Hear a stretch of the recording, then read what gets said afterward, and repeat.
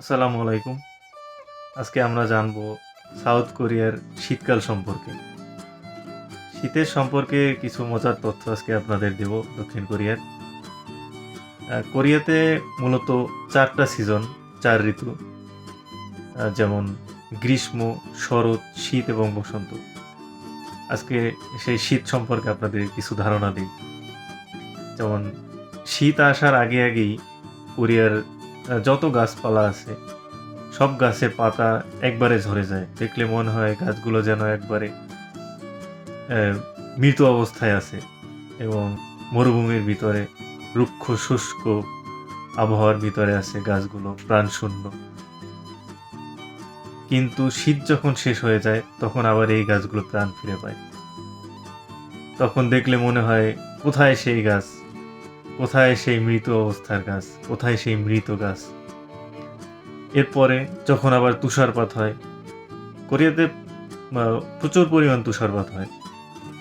যখন তুষারপাত হয় মনে হয় গাছগুলো যেন একটি সাদা চাদরে ঢেকে আছে। এ যেন এক অপরূপ দৃশ্য, অপরূপ সৌন্দর্য। দেখলে মনে হয় যেন কোনো হরর মুভি বা আইস একটি মুভি আছে, দেখলে মনে হয় যেন সেই মুভিতেই আমরা নিজেকে কল্পনা করতেছি।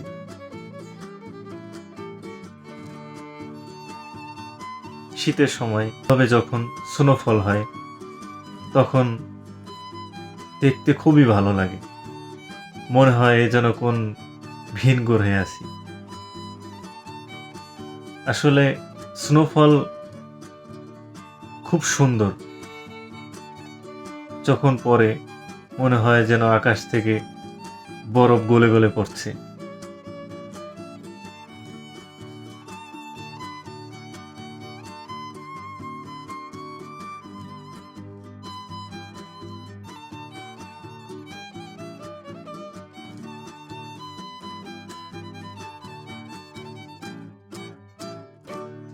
ভিডিওটি ভালো লেগে থাকলে লাইক করতে পারেন, কোনো মন্তব্য জানানোর থাকলে কমেন্ট করতে পারেন এবং এরকমের ইন্টারেস্টিং ভিডিও যদি আরও দেখতে চান তাহলে সাবস্ক্রাইব করতে পারেন।